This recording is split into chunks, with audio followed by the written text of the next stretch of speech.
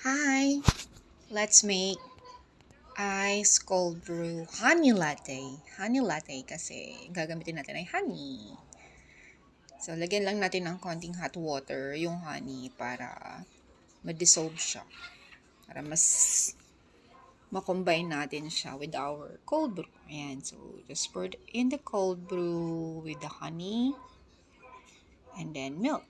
So, ang gagamitin ko lang dito ay full cream milk since yung honey natin ay matamis na. Pero you can also use your milk syrup. But since honey is already sweet, so just full cream milk will do. And of course, remember, sa cold brew, we don't want to overpower it. So, just a little milk.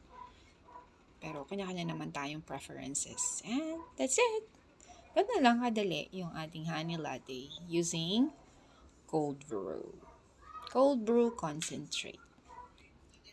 Ayan, tikman na natin. Let's go. Ayan. Wow. It's really yummy. Sarap din siya. Try nyo na. Thank you.